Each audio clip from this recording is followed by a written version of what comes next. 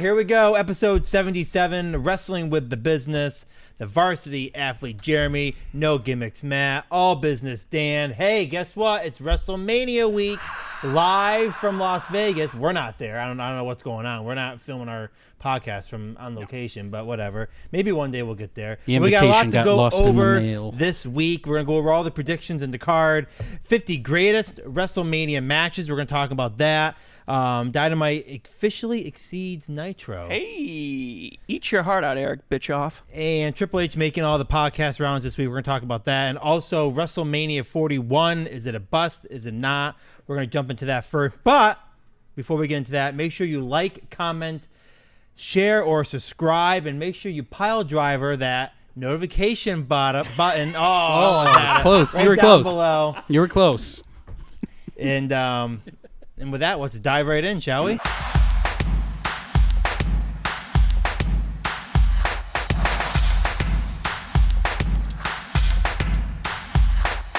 All right, guys, we're back. WrestleMania 41. Starting out, is it going to be a bust or not? We talked a little bit about this last week. Some of the card challenges WWE is facing. Randy Orton is out. Or not, I'm sorry, Kevin Owens is out, but Randy Orton... Well, he is kind of out. He doesn't have a match. So far. Not right. We're going to find out what goes on with that. We'll talk about it in a second. No Alexa Bliss. Are we kind of waiting for maybe a future storyline or what's going on with that? I read that she was supposed to be folded into the Wyatt Six. But Bo Dallas is injured. And with Bo Dallas being out injured, that's why she basically hasn't been on TV at all. Which is disappointing. But again, like you have argued multiple times in the past, she's got star power. She puts butts in They seats. ruined it. She's one of the best women on the card right now. Biggest pop for the Women's Rumble. Why would you keep her off any card, but let alone the biggest card of the year? It just doesn't make any sense. You put her in the Elimination Chamber, you put her in the Rumble, and then you don't put her in WrestleMania. She's not injured. There's no heat backstage over anything. I don't know. Doesn't make any sense to me.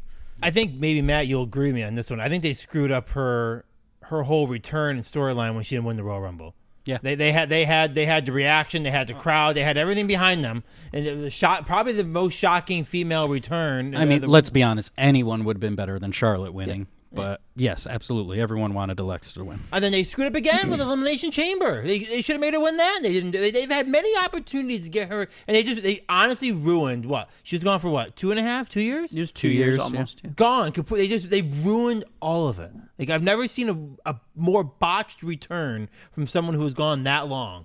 Both men and female. I mean, it was just crazy. I mean, listen, if Charlotte Flair didn't win the Royal Rumble, then we wouldn't have had the excellent exchange that we experienced on SmackDown 2 weeks ago, with her and Mariah May. So, I mean, You just said Mariah May. Or I did say Mariah May, I'm sorry. Tiffany Stratton. Tiffany Stratton. And, thinking AEW. I got AEW on the brain. And obviously Kevin Owens out. We talked about this a little bit last week. Kevin Owens out. Not now. That leaves Randy Orton left strangled. I mean, he has nothing to do. Stranded, yeah. Who is he going to... I think you'll see them add a match with him on SmackDown tonight. The rumor is either Nick Aldis or Solo Sikoa. Or there's some far out rumors, maybe a debuting Jeff Cobb, but I don't think that's likely. This is just not where you thought a guy like Randy Orton would be at this point in his career. Some buried mid-carder. I mean, he's the Viper. Whoa. I don't think that... Look, if he was going to go in there having a match with Kevin Owens, that was going to be a serious match. And I think probably with the most action, in stipulations and everything to it. Okay, the reality, he just got hurt. And I'm still like 10%, maybe 15% that Kevin Owens still doesn't show up. It could be a good old... No. There have been shots of him in the hospital after surgery. Are you sure? Yeah. You're not playing that at all? No. This seems legit. With Kevin Owens, I don't know. I'm always like, they really push the line with Kevin Owens sometimes. Hat tip to Triple H, but I do not think that's the case. But I mean, I think at this point, Nick Aldis, like seriously. I mean, they can't. Maybe just not even put him on the card. I'm sorry. Sense, maybe just it makes sense to the story for Aldis, and he's been wanting to wrestle since he got into WWE. So they could throw it together. It won't be the greatest story because it'll be last minute. They've made it make sense. Yeah, you're saying it makes sense. There is a nugget of a story there. Yeah. However, how many times we've heard that WWE is always looking for that type of situation where they can add in a surprise? Maybe that's this. hey, Randy Orton doesn't have an opponent. We had someone who's interested in making a debut or a return. Do we throw something like that? And like last year we had John Cena come back, right? Stone Cold was rumored for a while. Undertaker came back. Like maybe this is one of those we throw one of them in. Does Undertaker come back and tombstone Randy Orton like he did 20 years ago? And you don't know. I mean, what I mean. Well, that's a surprise. You mean at WrestleMania? Yeah. That's an at WrestleMania surprise, but he's got to get to WrestleMania first, and right now he's not there. Maybe they'll make it someone a random. But bring in Ric Flair. I mean, you could leave Alexa Bliss off the card, and we'd all roll our eyes, and we'd understand. But you leave Randy Orton off that card, and holy moly! I mean, that's just crazy. So I don't think it's so much where he is now. I just think his matches unfortunately didn't happen with Kevin Owens. I mean, I think it would have happened to anyone Kevin Owens was facing. I mean, what happens if Kevin Owens was going up against Cody Rhodes? It would have happened.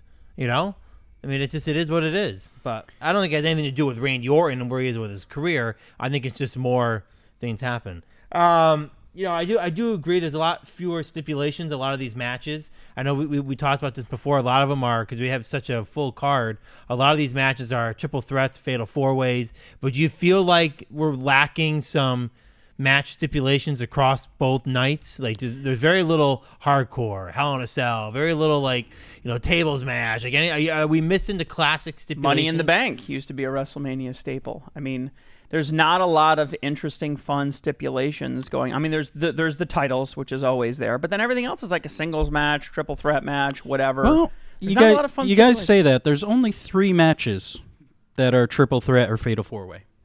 Out of that's 13. Still more than what they've had. That's 3 more than they probably had matches. last year, the year before. Last year wasn't all singles. And there I are don't championship remember last year. matches technically with stipulations, but it's just a triple threat match. Right. I mean, the EO Sky. Yeah, triple threats and fatal four-ways are automatically no DQ, so there'll be some shenanigans in those.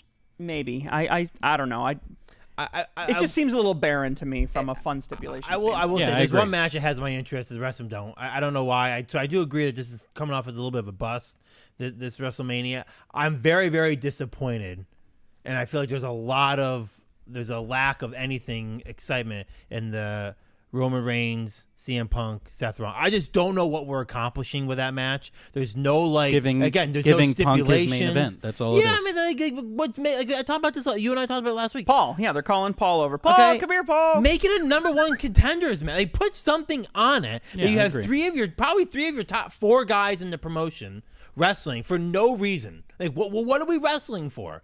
Like, I get we all hate each other. That's great, but slap a number 1. So there's actually something that's driving them to go fight each other. I mean, I just don't get it. There is no intensity in that main event, and then when I look at the other main event, which is Cody and Cena, where there is some intensity, we're all standing around acting like there's no intensity.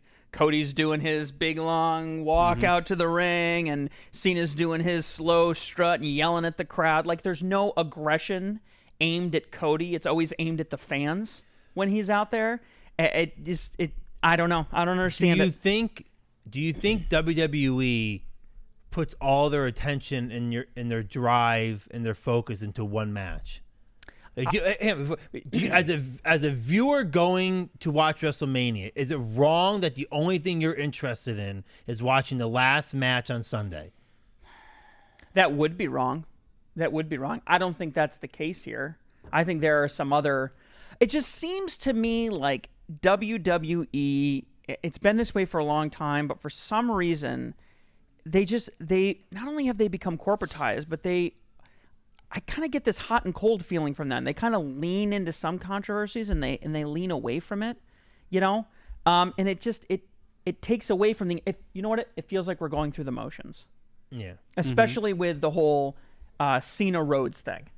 The Cena had this amazing heel turn. He's come out, he's cut some great promos, kind of become a little tiresome, kind of the same thing week to week. But then, he backstabs Cody.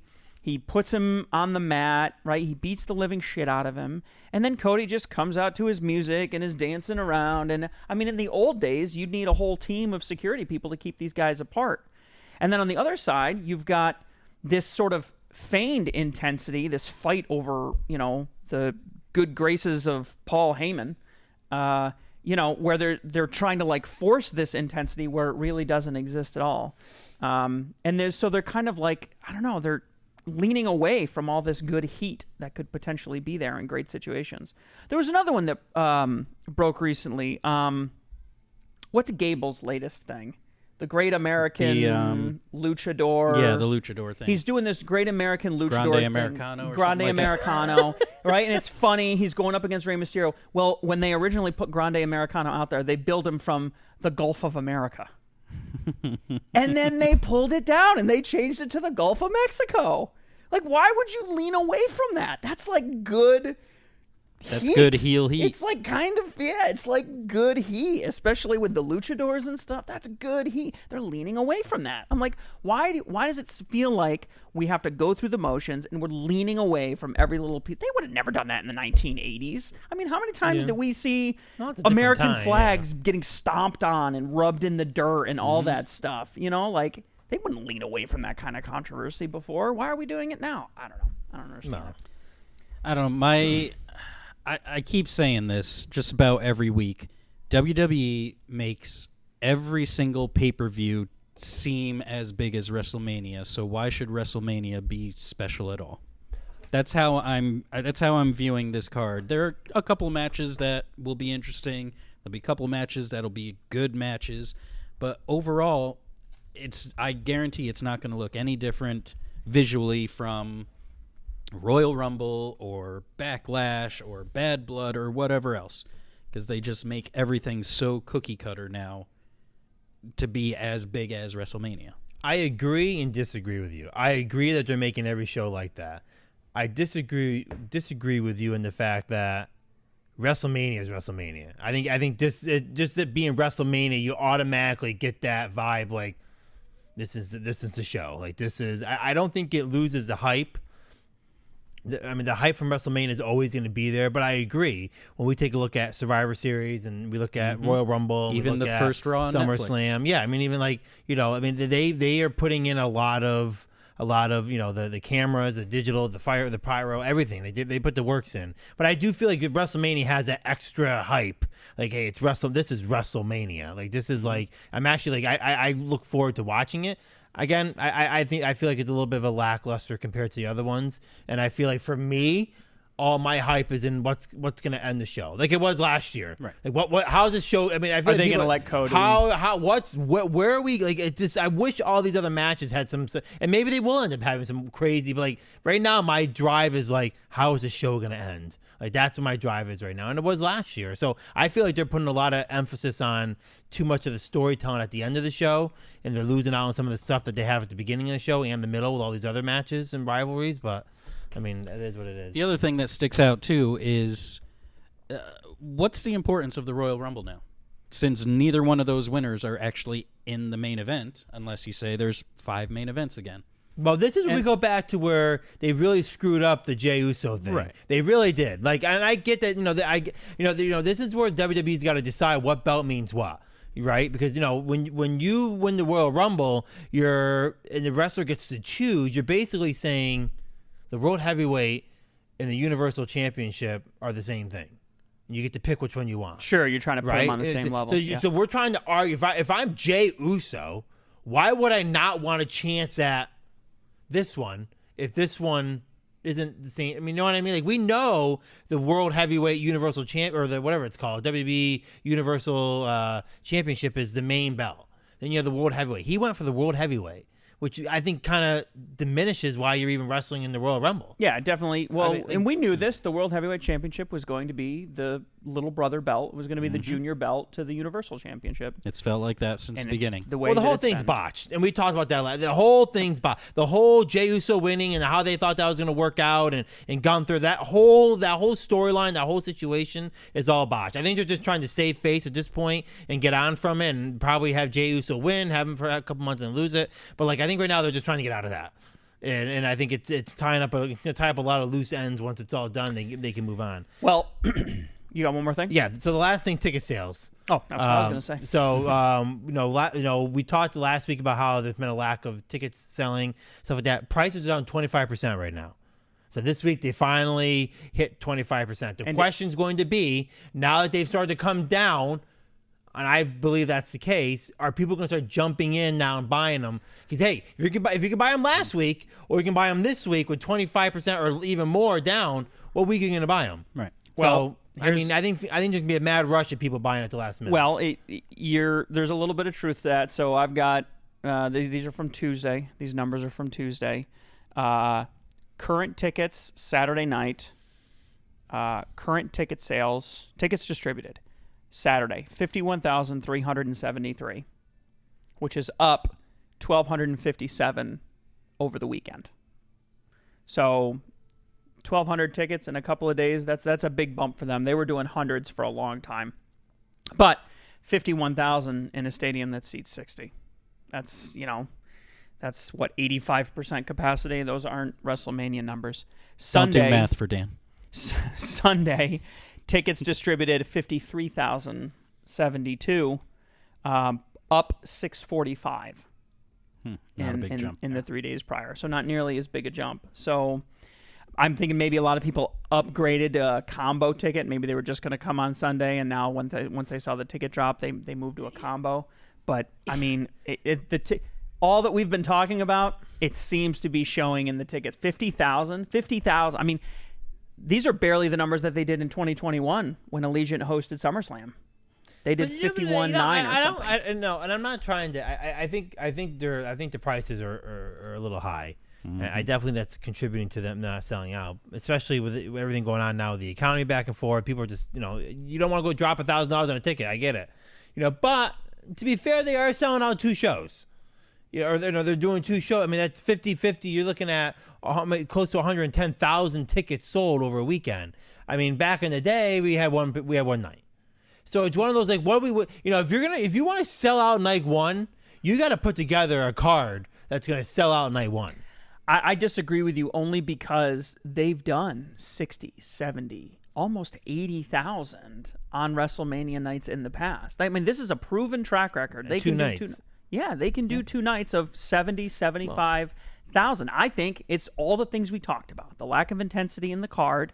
Really, the only thing anybody's talking about is John Cena's heel turn, which is now, 2+ months old. You're hosting it Easter weekend, which is not going to help your tickets. You're hosting it in Sin City. I don't know why you would intentionally host it late and on Easter weekend and in Sin City. So, it just they are setting themselves up to not have a great WrestleMania. To get to a conclusion on this, I would love to be at the table for the person who said, "Let's have it on Easter." And you know what? I gotta say, this blew right over my head when we talked. For some reason, I had in my head that the main event, which is Sunday, was Saturday night. I wasn't. I'm saying to myself, this is going to be a great Easter Eve. I think I even said that last week. Oh, it's gonna be great watching the main event Easter Eve before Easter. Like I actually kind of, for some reason, thought in my head that the main show was ending. I guess I maybe thought it was a second day. So it's really not. It's on Easter. So that, to me, I don't understand that. I mean, maybe people are gonna go out Easter, have a good brunch, have a good Easter dinner, and then they're gonna head right over to Las Vegas. But a lot of people are traveling to Las Vegas. I mean, maybe they're making an Easter trip to Vegas. I don't know. Maybe there's a lot of specials. But I guess I love to know who sat there and came up with the idea. I think we should have WrestleMania on Easter. Las Vegas probably offered them a crap ton of money. Okay, or they got a big bonus out of doing it. Something. Right. They got something out of it that maybe made up for the 15 or 20,000 tickets that they're going to be short. But they probably got some huge benefit. All right, let us know down below what you think. Is WrestleMania 41 heading in as a bust before it even begins? You guys feel like it's not leading up to expectations? Let us know down below. All right, so with WrestleMania coming up this week, we've got Triple H making the rounds, as he does on a fairly regular basis during WrestleMania season, obviously indirectly trying to push the product.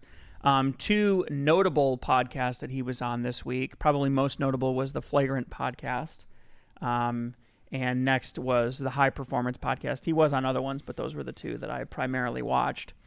And I thought he provided some interesting insights. He talked for a long time. I think he was on Flagrant for 2 hours and 45 minutes. And he was on the High Performance podcast for, I think, an hour and 45 minutes. So there was a little bit of crossover there, but he did touch on some interesting topics that I thought were interesting.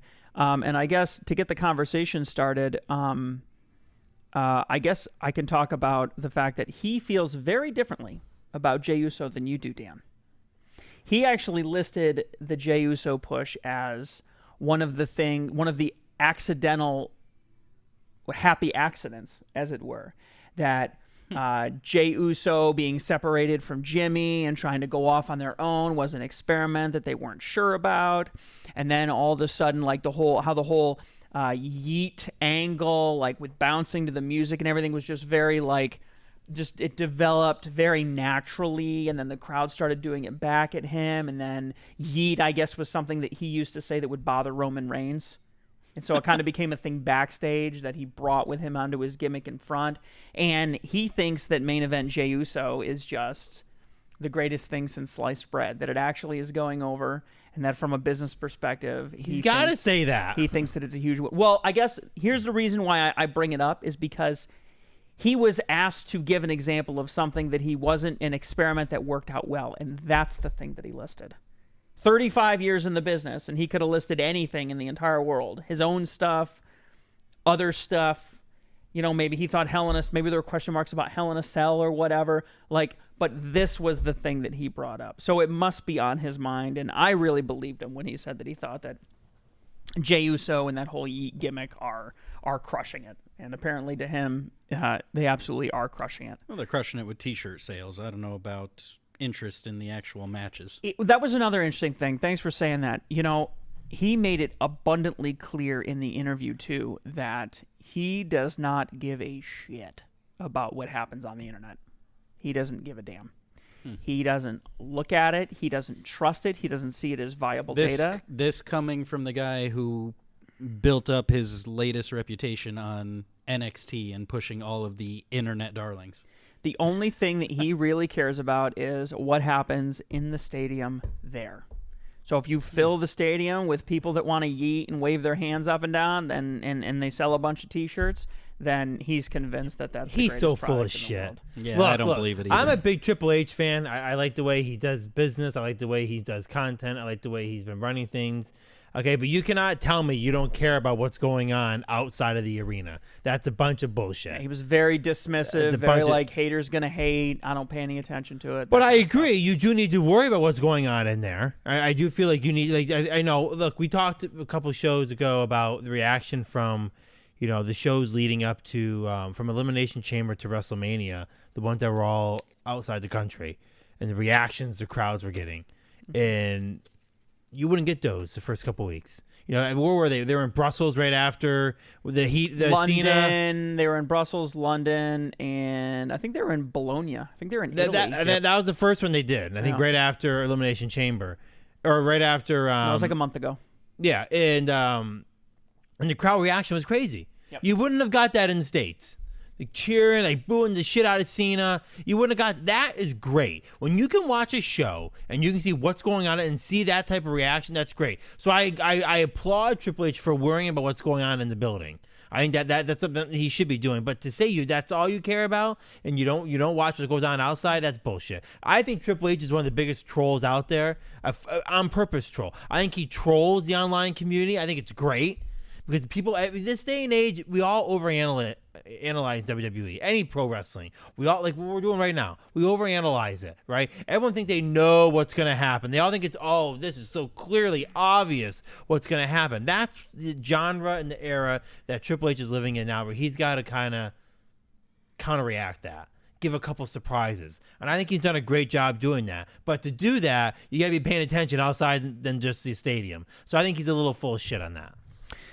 He talked a lot. This was sort of well-trodden ground about his relationship with Stephanie and how they came to be together and how Vince kind of pushed them together, but then kind of pulled them apart and then kind of pushed them together again after Triple H got injured in the early 2000s. That's pretty well-trodden territory. He did talk a lot about how the environment at WWE has changed since Vince has kind of not really been around anymore. He talked about how Vince was more of a sort of foreboding father figure, that he talked to wrestlers in ways that Hunter doesn't think he can get away with. Paul, I should say, doesn't think he can get away with. That he was much more authoritarian, much more do this or else type situation, and that it's ironic that the few wrestlers that kind of stood up to him are the ones that kind of became most endeared to Vince. Famously, Shawn Michaels would tear up scripts and crumple them up and throw them at him. And of course, we all know Shawn Michaels is Vince McMahon's favorite baby. Yeah. Despite his difficulties behind the scenes. So that was interesting. He also talked about how Pat Patterson really took him underneath his wing and helped teach him about how to build a story, how to develop a character, how to be creative, how to recognize what's working and what isn't, which was weird. I didn't really expect him to bring up Pat Patterson's name specifically, given the large amount of controversy that's associated with Pat. And he also talked a lot about the current content now, about how much he hated working with CM Punk 10 years ago and how much he loves working with Punk now, that it's a much more collaborative way of working, that once he sort of broke through, he would hear rumors of Punk complaining about the product. He'd go to Punk and Punk would be like, no, it's fine. And then he's like, no, let's talk about it. And now he's much better to work with, much easier. CM Punk doesn't have many options to go elsewhere. So I also get CM Punk's walking here going, I can't fuck this up. Yeah, and come on, where's he gonna go? Back to AEW? I think Punk wants what he wants. He loves being with Paul Heyman again. He loves being in front of the huge crowds. He likes, working at the rate that he's currently working and probably getting paid the amount of money he's being paid, probably quite well. So, and he talked about how you really didn't have to pitch Cena on the heel turn. That Cena loved it, and that as soon as they pitched it to him, he couldn't stop texting about it, couldn't stop pitching ideas about how to make it work. And I think you want to do it a long time ago. That they really Vince never allowed it. Well, people have been talking about a heel turn with him for a long time. I think Paul said that since like 2006 or 2007, they've been talking about a heel turn. The thing with the heel turns is you look at there's another person by the name of Roman Reigns, right? People, when WWE takes these guys, and I would call both Roman Reigns and John Cena Vince McMahon guys. When Vince takes a guy and he slams them down people's throats he's our top guy. You must like him. Fans on purpose boo them. So Roman Reigns would come out as he's supposed to be the baby, but the people boo the shit because they're tired of it. And then when he became an actual heel, he went, look how good. Now they love him. They love him. The same thing with Cena. Down your throat, just bury. But you must like John Cena. And now that he's able to go heel, it's great. They love him heel now. Like this is they when you force these guys on them, and then you force for so long. John Cena, how many years now? I mean, 22. 20, and he's never been, besides his early days, he's never been a heel. So like they love this idea. Same with Roman Reigns. He used to get booed. In fact, there was a John Cena and Roman Reigns storyline a couple years ago where Cena was like, "You can't get over. They don't like you. You can't." Yeah. And then when he became heel, look how great now. So I think Cena loves it. I think he sees the opportunity, and I think this is probably. I bet you now that he's gone heel, he regrets doing the retirement. I don't know about that. They can get another year out of this. They can get another year or two out of this heel Cena. Oh, easily. I'm just telling you, it's going to give Cena the extra fuel that he can go, oh, fuck, I shouldn't have done this. Because I bet you when he announced his retirement, this wasn't in the cards. Yeah, this wasn't in the cards. Paul didn't really talk about like the timing of it and when it came about. No. They're all going to regret it, him doing the retirement. Yeah, so, I mean, they were interesting shows. He covered a wide range of topics. Some of it was very interesting, and some of it was well-trodden territory. But I think one interesting takeaway as well, I guess the last thing I'll mention, is that he did talk a lot about the importance of having clear justification for heel angles. That you can't just have a heel come out of nowhere, that there has to be a logic to it, even if that logic is twisted. And that he focuses a lot of his work from a storytelling angle on making sure that the heel kind of makes sense. And that's why there's a large amount of justification. Now, I wanted to be like, maybe you could provide some justification as to why John Cena chose to pair with The Rock. Maybe we could talk about that. They still haven't explained that. John explained why he's upset But why with The Rock? I don't know. We haven't talked about that. Hasn't he previously said there are no more baby faces and heels? Yeah, that's why I brought it up, because that does stand in slight contrast to, or at least off-brand from what he said in the past about how everybody is a tweener now. And sounds like he's listening to the internet. we're all kind of working in the middle. And I will say that there's a lack of consistency there, because this Grande Americana thing, we don't have clear justification as to why all of a sudden Chad Gable hates luchadors so much.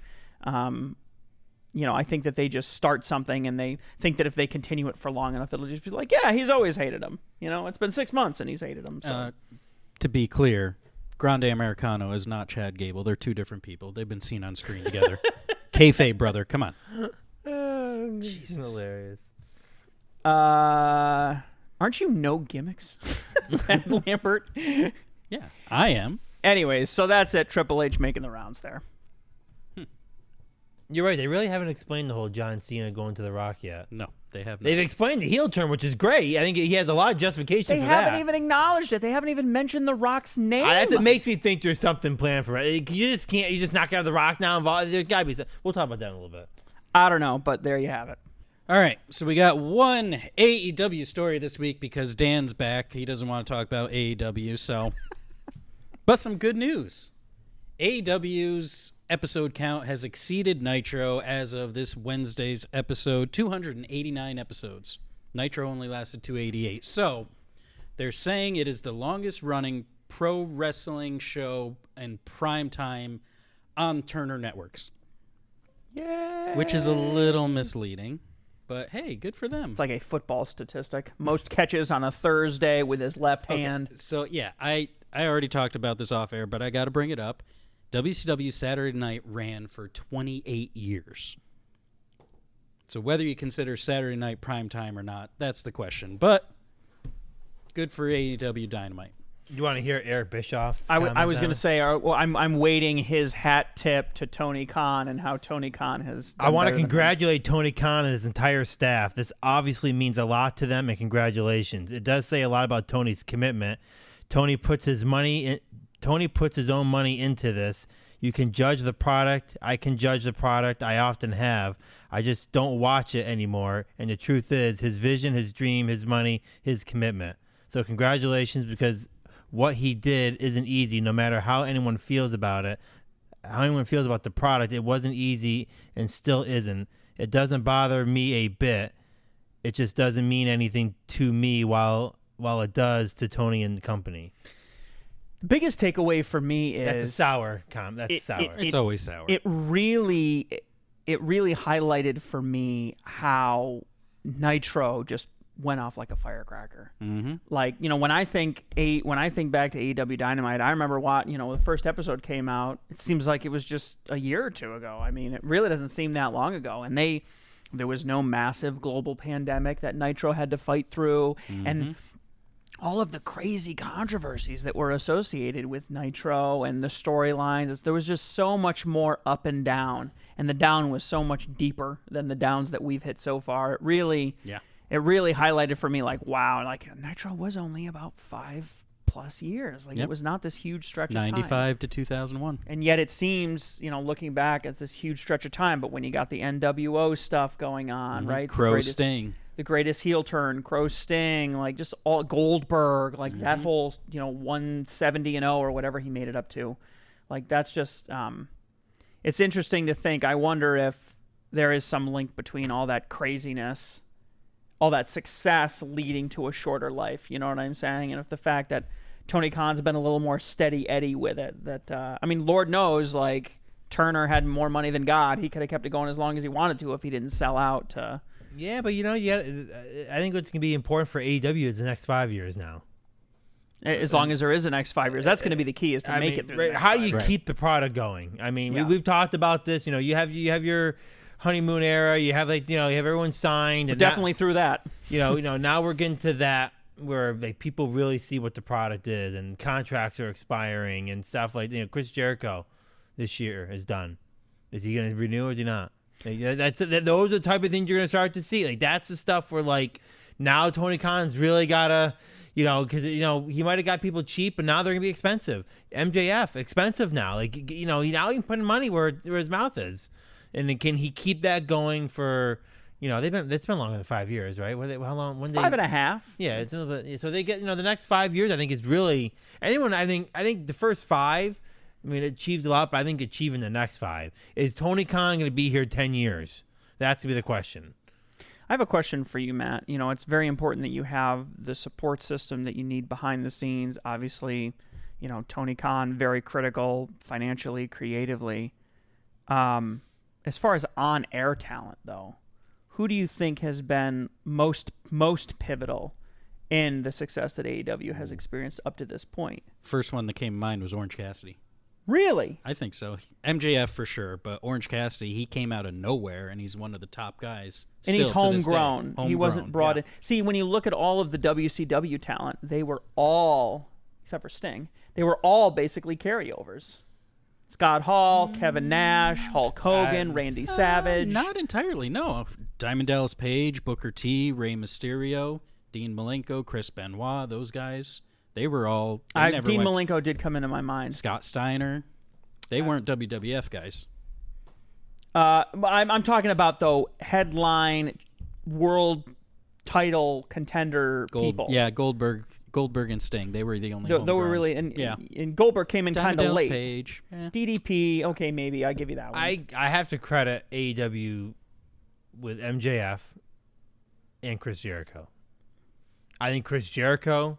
starting it out in the beginning, and his involvement, Champion. really gave it the first year or two of through the pandemic. That really gave it. Oh, Chris Jericho's there. We gotta go watch. Without Chris Jericho, I honestly believe I'm not sure this would have gone where it's gone. I mean, I think he gave it that legitimate. Let's watch this when the first year or two, and I think MJF did a great job taking the championship eventually after that, and he had it for 2 years, right? Not 2, but a year and a half. It was over a year. But he had that for another year and a half of importance. That third and a half, that fourth year, and I think that's really important. And now I don't really know one person that's really. I think now they've kind of they have a bunch of people that kind of are in the mix. Like we look at the solid guys like the Young Bucks and Kenny Omega. Like I really don't feel like they're not doing much right. I mean, I know they're back and not now, but like you really take a look at the last 2 years, year and a half. Like Kenny's been out, the Young Bucks have been out. Like they really aren't there. I mean, Cody Rhodes gone. I mean, maybe Cody Rhodes. I mean, maybe I didn't think, but maybe throwing him in there for the first couple of years gave it some, the focus. But like that core 5 of EVPs that they called them. Okay. I don't really think. I think that was a failed. That's kind of what you want, though. You kind of want them to step away so other people can be built up. Especially because they had so much success on the independent circuit before coming over. Obviously, Cody was at WWE, and the Bucks were very successful. But he made his career on the Indies. Omega was extremely successful. But yeah, you want the Darby Allins, you want the MJFs, you want the 4 pillars, right? You want them to kind of be able to hold the organization. Where are those other pillars? Jack Perry's gone. Sammy Guevara's nowhere. Well, and Jack Perry. I don't even start on that. Sammy Guevara. that is a huge disappointment. He's a Ring of Honor tag champ. I think Jack Perry's scapegoat gimmick was really great return. Yeah, but now he's gone again. Really, and now he's gone again. So, but I think they could have protected the championship a little bit more by too bloated. Keeping it in-house. They got to free it up a little bit. Well, maybe on a future video we'll be going over that roster and making some changes ourselves. We'll see. That could be fun. Anyways, congratulations to Tony Khan and Dynamite. I'm going to take Dynamite to the next level. To 5 more years. Cheers. All right, guys. Main event time. It is WrestleMania weekend. Are we going to put the WWB Championship on the line for this or what? Divas title? Should we bring it back? I am the longest reigning champion at the moment. Of this over here. Let me tell you right now. All right, let's run through... Are you challenging me? You want none of this over here. My predictions, if I'm not mistaken, I have proven a lot of wild theories over the years. What do you mean? I destroyed both of you on AEW pay-per-views. Lily, do I not destroy? I mean, isn't there like record where I absolutely destroy them on predictions with AEW, and that's their forte? Yeah, I think. Well, Like, I fortunately, annihilated you guys in AEW right. pay-per-view. All right. fortunately, this is not an AEW pay-per-view. This is WrestleMania. No. Dan wants the smoke. Let's give it to him. Yeah, All well, right. so we agree we're putting the belt on the line, All right? right. Let's Okay. dust this thing Give me- off and let's give me slap my it on belt. the desk. Give me my belt. Well, I think it's fair. Do you want to still be the champion? It's been a while where we can declare. I am the longest reigning WWB champion there have ever been. It's a good- You having trouble up there? Thank you. Give me my belt here. It was buried back there. Dust that thing off. It's been a hot minute. So we're calling audible here. The belt is on the line. And That's fair. Being the longest reigning champion, I'm going to say the winner of predictions gets the belt now. It used to be the loser, but winner, since you want the smoke, the you winner got it. of predictions gets Yes, the belt. Absolutely. All right. Let's dance. All right. I kind of like that. I like the switcheroo on that. Yeah, All right. that's good. Let's dance. You still have to decorate it, though. I think you've won it at least 3 times and done nothing to the belt. I've won it twice. I'm not even sure twice. I think only once. Nah. Twice. He didn't decorate it either. I know. I'm Dan, the only true champion. You know how here. I know we're over target? Because Dan's voice is getting squeaky. It's starting to sound more like a turkey. Less All like right, a so human. let's make some predictions My here. throat's starting to bother me. Start with WrestleMania Night 1. World Tag Team Championship match. The War Raiders defending their belts against the New Day. Who you got? A New Day. They're going to take this heel turn for a while. Raiders keep it. Okay. I am also going War Raiders, keeping the belts. Love it. Dan's going to need that early separation. Because he's going to think The Rock's going to win night 2 WrestleMania. So New champion, Are The we, Rock. are we still having that where we make wild we can predictions? do for that the- if you wild want. Yeah, we predictions? can, we I can think gamble. we're all You want to there. bet some points? Go for we it. can gamble. All right. Singles match. Rey Mysterio versus El Grande Americano. Ray's going over. Rey Mysterio. Are we going Is Rey Mysterio still winning WrestleMania matches? And can I put a point up? You want Can I put a gamble? I want to put a point up. Okay. Ray wins the match and unmasks him. Okay. 1 point for unmasking him. I'm going to play it safe in this, so I'm going to go Rey Mysterio. You're going Rey. All right. Where are you going? I am going Grande Americano. Got to keep this storyline I going. don't think Ray's going to win it. The guy, how is he still winning WrestleMania matches? Like, he should be He's Rey putting Mysterio, people dude. over. He's the Undertaker He's of a Lucha. Hall of Famer. Jade Cargill versus Naomi. Jade. She can't come back and lose. I mean, come on. I mean, this is what kills me, these type of storylines. Big return, they lose on WrestleMania. Can happen. I mean, I guess you say that Becky, or what's her face, Alexa Bliss. So I don't know what happened. Yeah, they like Naomi taking the fall, Jade. Okay. I'm also going Jade. I gotta keep my mouth shut. I'm giving them hints. United States Championship. Champion LA Knight defends against Jacob Fatu. LA Knight defends. He LA just Knight. got the belt. He's lost it quicker before. I am going with Fatu. This is gonna be interesting. There's a lot of back and forth. I love it. WWE Women's Championship. Tiffany Stratton defends against Charlotte Flair. This has trouble written all over it. This could be This is the bad. game changer. This could be the Oh. difference. Can they both lose? Is there a way to? I don't know which one. Alexa Bliss gets added in. Becky Lynch returns, interferes. It'll be Becky. I'm gonna have to go with Stratton. I don't really know. None of these make sense to win, to be honest with you. The less heat, I think, is Stratton. She's had the belt a while, hasn't she? A little bit. She cashed in Money in the Bank a couple of months ago. Maybe 3 months tops. Yeah, after how the Rumble went, I don't see them making that same mistake again. Stratton.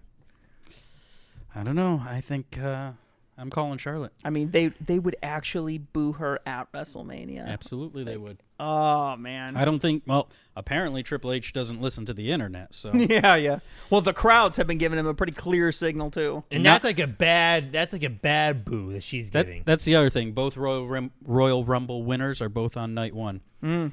World Heavyweight Championship. Gunther defends against Jey Uso. Jey Uso. Go Gunther. I'm Go also Gunther. going with Uso. Yeah, Jey Uso. Oh boy. And a triple threat match, Roman Reigns versus CM Punk versus Seth Rollins. Oh, wow. It actually says here Paul Heyman is with CM Punk Yeah. That versus was, Seth Rollins. That was a whole thing they did. I can't. My I did tribal not see chief. that. I can't. Okay. I'm picking last. I know who I'm picking. Punk. I am also picking Punk. Roman Reigns. Of course you are. You gonna put any And money on? I'm it? gonna You slap. put I'm any- gonna slap an extra point. Yeah, I thought you might. I'm gonna slap an extra point. Paul Heyman betrays CM Punk for Roman Reigns. At like he interferes Whatever in some it way. may be, he's gonna cost CM Punk, which will set up a CM Punk Roman Reigns match down the road, probably a number one contender. That is going to be a long match. That match is going to See, take like 45 minutes. I bet. can see Heyman siding with Rollins to throw everybody off. no, they Ooh, didn't. No, That's a little too out of left field. I think. I'm a believer in whoever has the upper hand the night before the Royal Rumble or the pay-per-view always loses, right? Of course. Seth Rollins had the upper hand on Monday Night Raw. Seth Rollins never wins any of these matches. I don't know why. He never wins. So the only ones I really see winning are CM Punk, Roman Reigns. CM Punk can't. It's not going to look good for him to go in here and lose legitimately. So they're going to have Paul Heyman betray him, which will give him, okay, he lost, but he got screwed. And it'll lead up to a match with, it's great. Paul Heyman costs CM Punk his WrestleMania moment. Or the other way around. Or the other way around. Because remember, he's already with them. he's not already though. been Remember, betrayed. he got pushed over. I mean, for him to sign with the tribal chief after the tribal chief, and they can get rid of the tribal chief. We've already been through this. Let's not. They're do it not again. getting rid of Tribal Chief just yet. Night 2. Let's go. Let's The go. crowd to night 2. cheering OTC nonstop. All right, night 2, starting with the women's tag titles. Liv Morgan and Raquel Rodriguez versus Bayley and Lyra Valkyria. Bailey, there'll be a title change here. Okay. I don't even so. know how to say your partner's name. I don't think so. Lyra Valkyria. Yeah, I would have said it was completely different. You're saying Liv? Yeah. I'm saying Liv also. Live. AJ Styles versus Logan Paul. I already know who you're picking. this is one of those matches I don't understand. Like, I don't see any Paul's reason gonna why go over. AJ Styles would win this. It has to be Logan Paul. Actually, I think Logan Paul's lost at all his WrestleMania so far, hasn't he? But what good comes out of AJ Styles?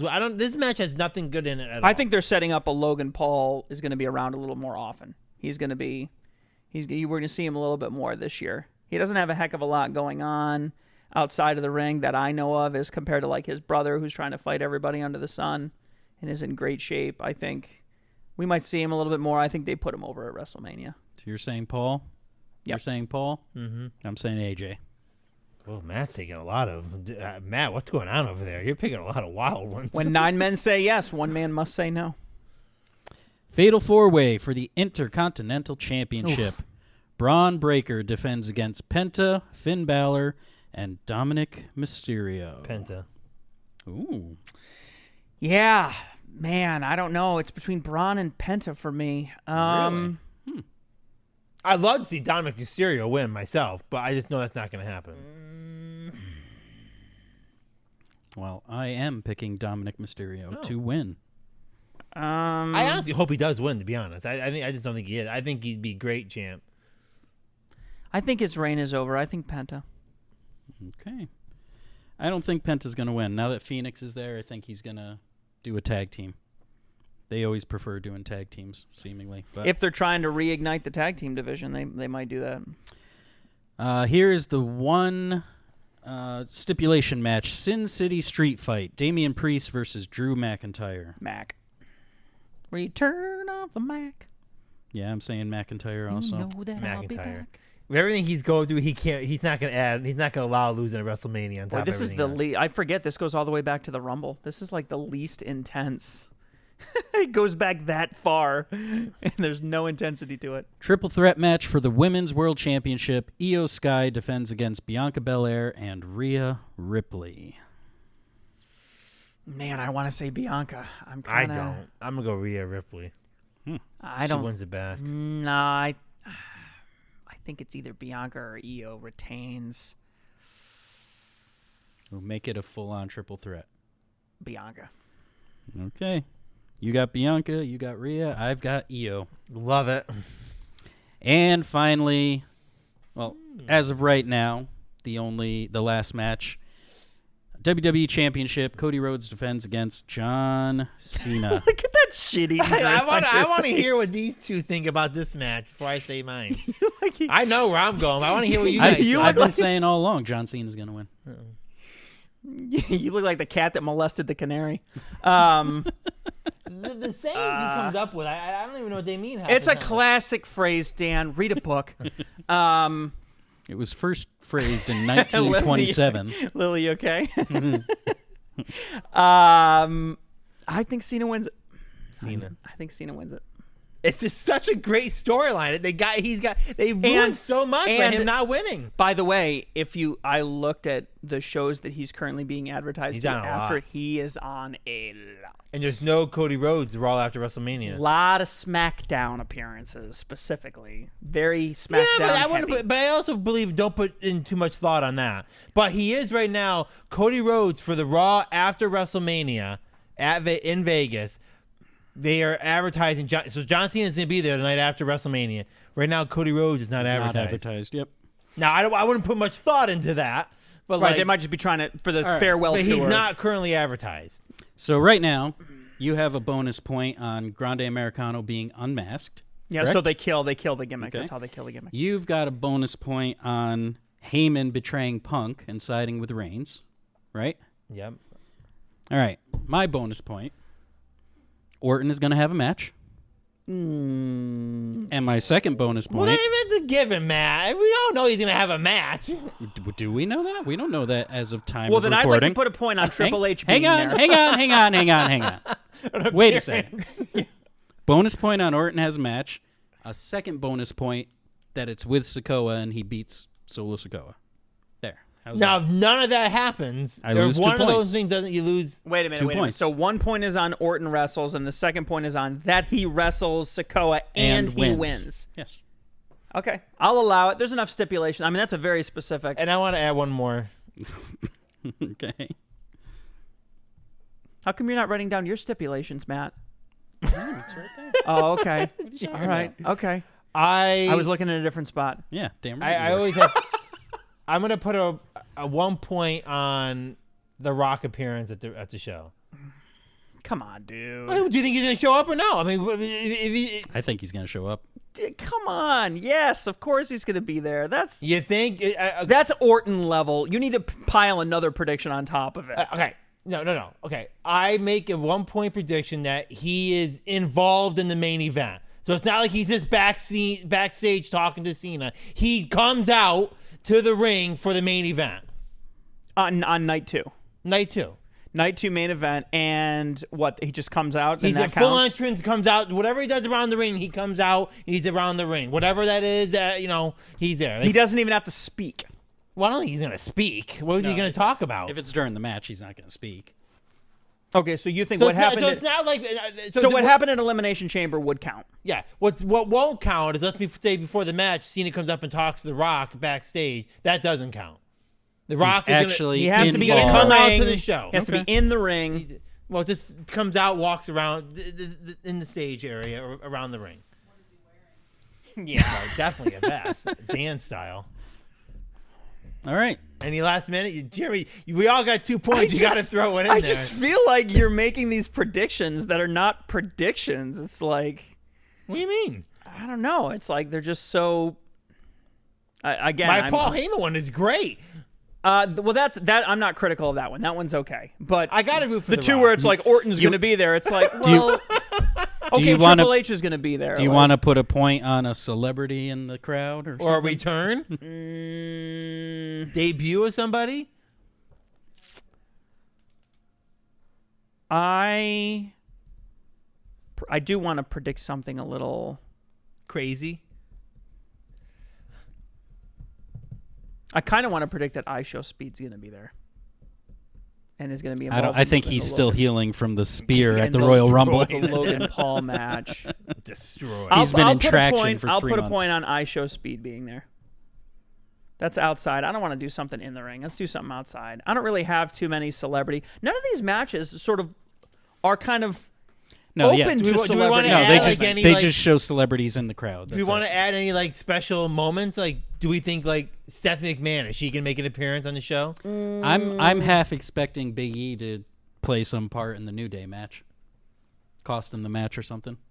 I won't put I would points love on it, but that. I thought he'd be back for the Rumble. I don't know. The fact that he's not back, I don't know if that's good. yeah. Yeah, I don't think. No, I'm going to end it there. I've risked enough. Okay. That might be a record. We've for all me, got too. 2 bonus points on the line for one thing or another. Love it. All right, that's our We're going to have predictions. to track points. Maybe I'll be tweeting Any as the match, nights. any match that especially stands out, we think is going to be match of the night. The main event on night two. I think Cena winning is gonna make it. I don't know which main event will be better because I'm going to have more energy on night 1, so I'm going to be a little bit more invested. And I do like the Paul Heyman angle on it, but with night 2, I'm pretty confident in my John I think Cena the prediction. IC title match 4-way is going to be pretty good. You know, Yeah. I think both made. I think the Cena match is great, and I always talk about The Rock, but I do think there's a chance Rock interferes night 1.